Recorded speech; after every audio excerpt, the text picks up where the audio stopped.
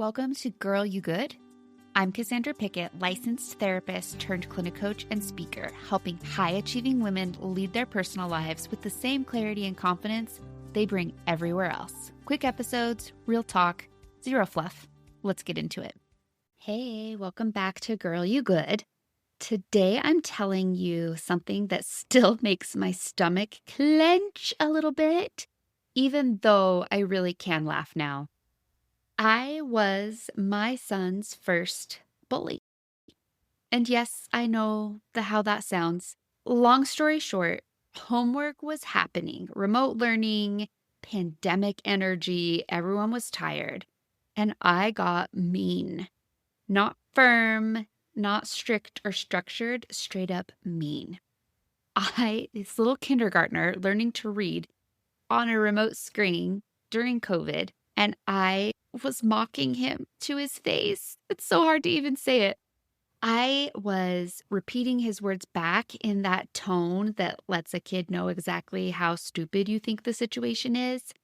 It felt like I was watching myself do it from a different space and time, and I could not stop fast enough. Afterward, I felt horrible. Like, whoa, one more way I dimmed my firstborn's light. Firstborns really do get learned on.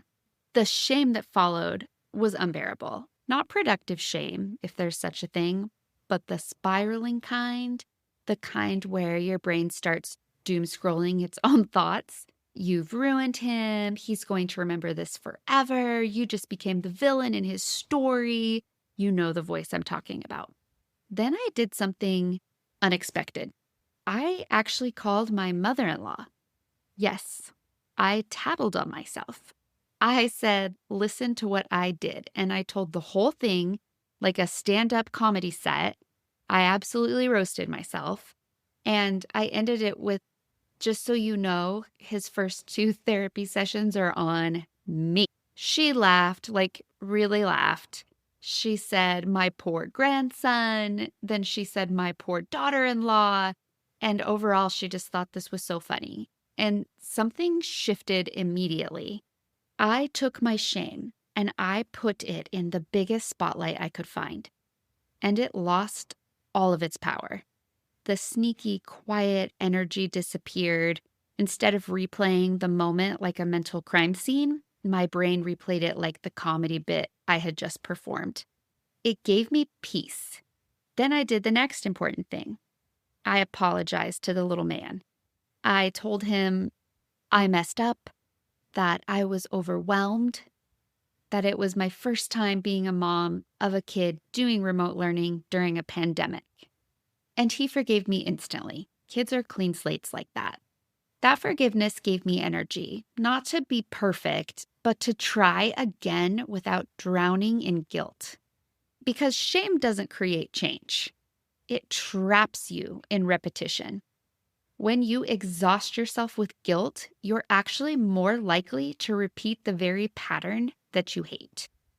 So by taking this really shameful moment, calling up my mother-in-law and putting it on the stage, I stopped that repetition of shame and created peace. This is exactly the kind of work we do inside the Girl You Good membership. We don't pretend you won't mess up. We don't shame you for noticing it a little too late. We help you catch patterns faster, repair sooner, and stop turning one moment into an entire identity. If you want support that helps you move forward instead of spiral, the membership is there for you. You can find the link in the show notes. So if you're carrying the shame or embarrassment today, don't let it rot in isolation. Tell someone. Email me.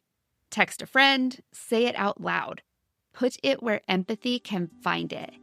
Because the moment you realize you're not alone, that other people are messing up too, that you're surrounded by understanding, there is a sweet, real peace that shows up.